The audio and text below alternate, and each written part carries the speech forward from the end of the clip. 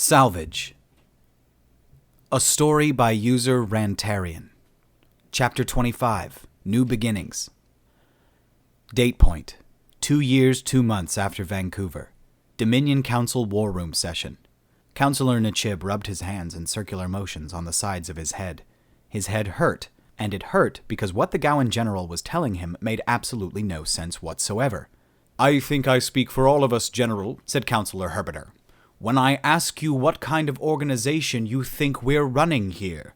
Nachib gave a thin smile to the respected Courtai councillor for asking the obvious question. Their working relationship had lasted for many years, and they had developed a professional respect for one another. General Rurvis puffed up his chest, a technique no doubt used to make him look more respectable, or intimidating, or something like that. Nachib had seen plenty of puffed-up generals come before him, and he didn't find it impressive anymore.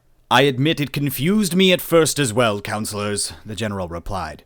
"As you know, piracy is a crime punishable by execution." "You tell us nothing we do not already know. The question is, why do they think that they are exempt from this? Our laws exist for a reason." The general looked uncomfortable at that. "Perhaps I should let them speak for themselves," he suggested. "I have brought a recorded message from them." The councillors exchanged glances with each other.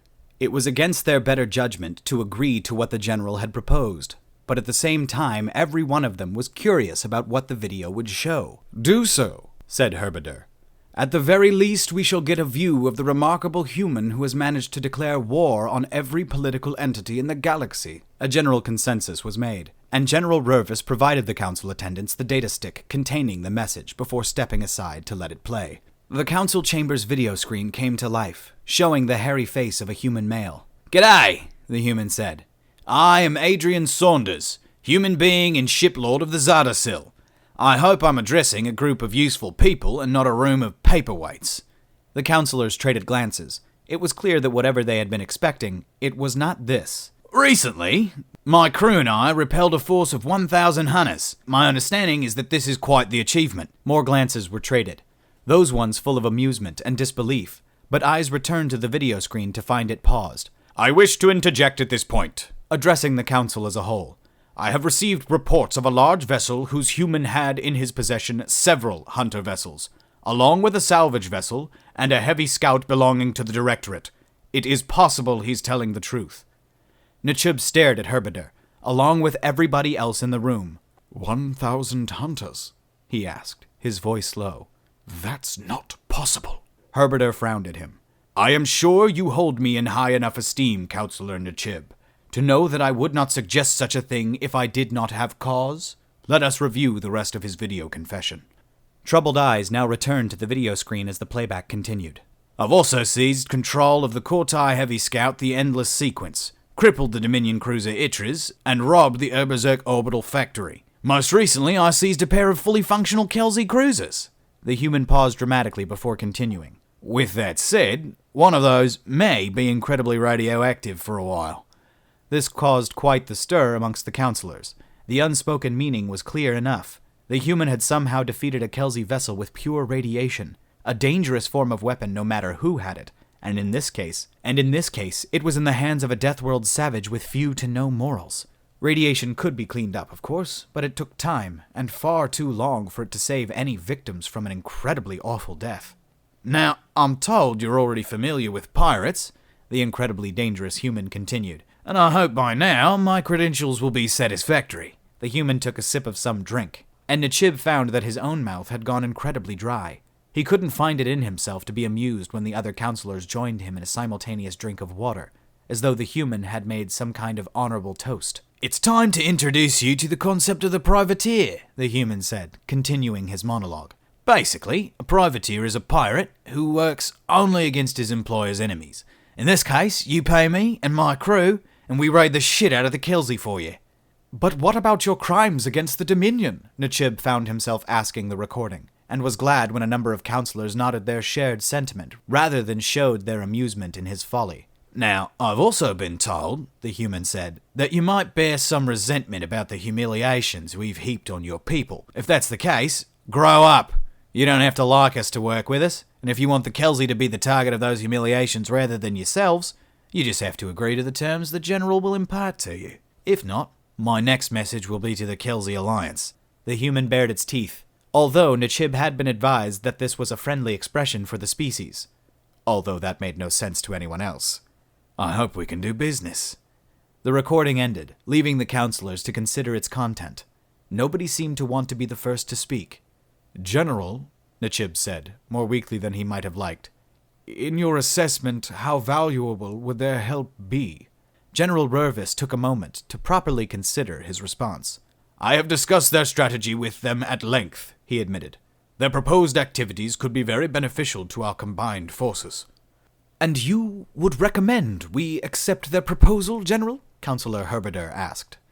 That we absolve them of their crimes against us and pay them for the privilege? That is my recommendation, Councillor, General Rurvis said without hesitation. If it was not, I would not have requested this addition to your meeting. It seems to me, councillors, Nichib said, not at all liking what was about to come out of his mouth, that we have little choice. This man has stated that he is either with us or against us, and frankly, I do not want that man to be against me. As much as it angers me, said Councillor Herberder, I must agree with you, Councillor. This man may have humiliated our forces, but it has only served to highlight his usefulness against our enemies. I doubt he will make this offer again. Nichib nodded. That was much his own opinion on the matter as well. In that case, we shall put it to a vote. The resolution passed unanimously, as the fastest item to ever do so. It seemed nobody wanted Shiplord Adrienne Saunders as their enemy, and Nichib simply hoped that this was not the biggest mistake he had ever made. Zoddersill. Cheer paced worriedly, all eyes on him and waiting for what he had to say. It seems, he said, that Adrienne's proposal has been accepted. We didn't give them much choice, Tricor mused. I doubt they were happy. They were never going to be happy, Adrienne replied. They're bureaucrats. True enough, Cheer replied, but we will have to hand over those 2 Kelzy vessels. Good, Adrienne said. They can handle all the radiation better than we can. How has news traveled through the Kelzy Alliance? It hasn't, Tricor said. From what I can tell, they've suppressed the information. It wouldn't be good for public morale to hear about what happened. That's the idea, Adrienne replied. We need to get that word out. The more people who know what we can do, the fewer we'll actually have to kill. It's all about saving lives, Cheer said dryly. It's best used as a terror weapon, Jen said, adding her own opinion. We might be about to go rob everyone we can find in Kelzy space, but we also don't want to just kill them all. If people know what this can do, they'll be afraid. If they're afraid, they should give up, so long as we don't kill them when they do. That's an unusual form of piracy, Cheer judged. Regular pirates attack ships, kill everyone, and take their cargo. Regular pirates are morons, Cheer, Adrienne said. That's why the targets will always resist with everything they got. They have absolutely nothing to lose. That's right, Jen continued. If you don't kill them, and they know that if they surrender you won't kill them, then all they have to lose is the ship or even just the cargo. It's not usually their cargo, so why would they care if it gets stolen? So what you're saying, Tricor said slowly, as though she was trying to make it all make sense in her own head, is that by killing a cruiser full of soldiers horribly, any future targets should know what we're capable of, but so long as we can also make sure they know that if they don't fight, we don't kill them, nobody will have to die? Cheer and Tricor traded glances, and both of them looked like they were still struggling with the idea of not doing what regular pirates apparently did. Jen looked at Adrienne. How did space even work before we got here? It's like everything is done really half-arsed. Adrienne sighed. You eventually get used to it. From what I can tell, they still engage in the form of war that mainly involves running at each other and shooting. Jen gave the 2 aliens a kind of disgusted look at that. You can't be serious that that's all they do. There is more to it than that, Adrienne, Cheer objected pointedly. Orbital bombardment, tanks, and Vulza are also used.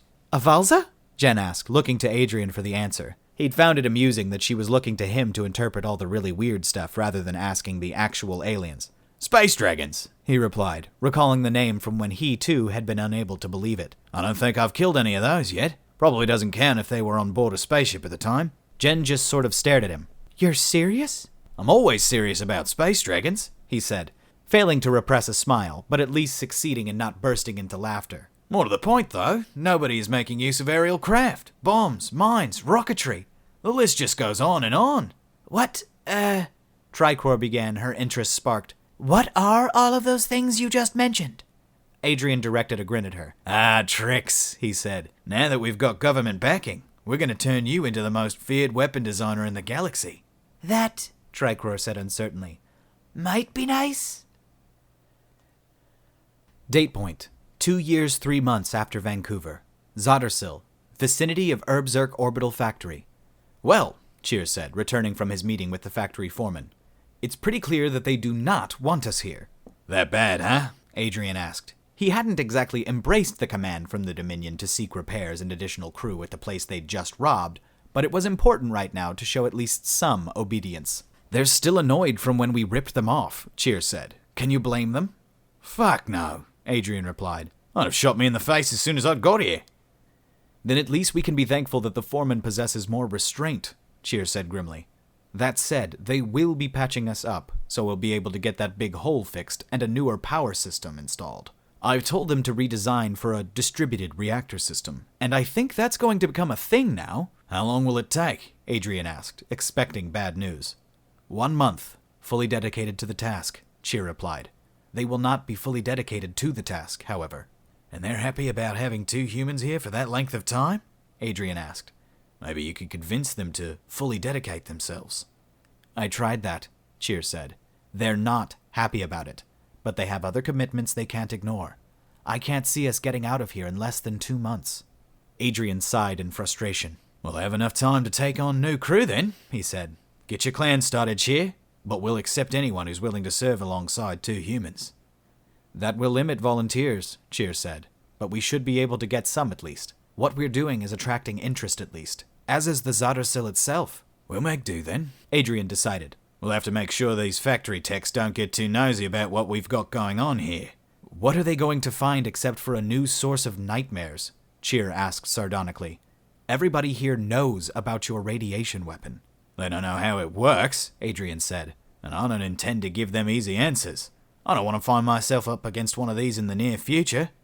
It is gratifying to discover that even the most psychopathic human on record is unwilling to allow the mass production of such weapons, Cheer replied. One is more than enough.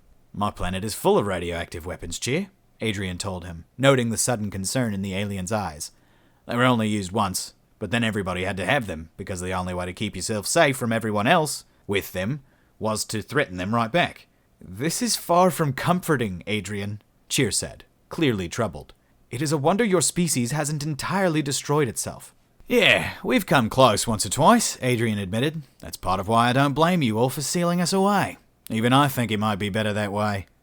I have seen your work, Adrienne, Cheer said. I have no reason to suppose that that barrier will prove anything but a temporary inconvenience to your species. And if they're anything like you, they will use its mere existence as a reason to destroy it. Implementing it was a mistake on every level. Adrienne was silent for a moment. Then he chuckled. You know, for an alien, you have a pretty good understanding of human nature. Cheer shook his head.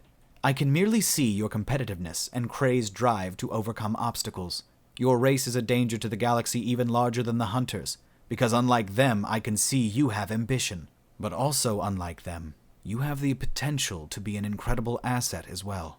I hope that now that we are helping the Dominion, we can strive for that latter outcome. Adrienne frowned. I guess that depends on what they ask us to do. Jennifer Delaney, mid-20s, attractive and in good shape, in possession of new clothing after far too long and more sexually frustrated than the world's last panda bear. They might no longer be in constant danger of invasion by enemy forces since they'd started working for the Dominion, but they'd been even busier overseeing the repairs to the Zottersil, taking on new crewmen, and dealing with the technicians from the orbital factory. There were only 4 of them as the original crew, and they'd separated into various shifts in order to get everything done. She saw Adrienne every now and then, either hard at work, or as he went to or from his quarters for a well-earned sleep. They had hardly spent a moment together, and had hardly any conversation since the whole process had started. It made Jen feel that dull sense of loneliness again, but more embarrassingly, she couldn't stop looking at his ass when he turned his back. It was a nice ass, but she felt like she should be able to pull her eyes away from it if she wanted to, or to ever want to pull her eyes away from it. Jen sometimes wondered where all her self-control had disappeared to, and why she was behaving like an out-of-control teenager again. Why had Adrienne set up the shifts so that they hardly saw each other? Was he trying to distance himself from her for some reason? She'd been sure he'd been at least a bit interested in her. It was all too confusing. And it wasn't as though there was someone she could ask for advice since everyone else on board was an alien with demented moral values. She was therefore surprised and yet delighted when he had approached her of his own accord, although she could tell his attitude was more about business than it was about romance. That was fine. Business might be sexy too. "Jen," he said, coming close to her. It was the first time she'd smelled him when he'd had a proper wash, and she didn't mind his scent when it wasn't quite so aromatic. "I have something I could use your help with?" "Yes," she squeaked, then cleared her voice before repeating herself. "Yes, Adrienne?" "We're almost out of food," he said. "Real food, anyway." "You went hunting for more," she replied, confused. The stockroom they used had been slowly emptying, but as he hadn't seemed concerned, she'd figured he had more. "I came up against the Dominion cruiser that time," he explained. "I didn't get anything. That was around 2 months ago, and I can't put it off anymore." "You're going hunting now, then?" she asked. "Why all the mystery?" "The first time I went hunting, Cheer was with me," Adrienne reminded her. She knew the rest of the story already. And with several more crewmen on board, now she understood why he wouldn't want to advertise the means by which such rations were acquired. "I'll make up a cover story for you then," she offered. "We'll figure something out." "Cheer can take care of those details," Adrienne replied. "I was wondering if you might like to join me." Jen froze for a moment. "You want me to go hunting?" she asked. "With you?" She felt a slight thrill of excitement at the prospect of spending all that time with Adrienne, alone and out in the wilderness, cramped up in the confines of the hunter vessel. "I thought it might be good," he said. "I shouldn't be the only one who knows what's okay to eat and where to find it." "Oh," she said. It really was all business with him, and she felt a sudden rush of disappointment. "Yes, that makes sense." "Have you done any hunting before?" he asked. "I'm not sure what there is to hunt in Ireland." "My dad shot a stray cat once," she said. "I'm not sure that counts." He laughed. "Well, everybody needs to start somewhere." All right, guys. Hey, I'm so sorry this one is late tonight. I had such a busy weekend and such a busy day today. We went and put the deposit down on the apartment. We're moving in on the 4th. We are just getting everything ready. So it's just go, go, go, go, go right now. Making sure we've got everything packed up. We've been doing a little packing here and there, but we've got to get quite a bit done this week while my wife is off work.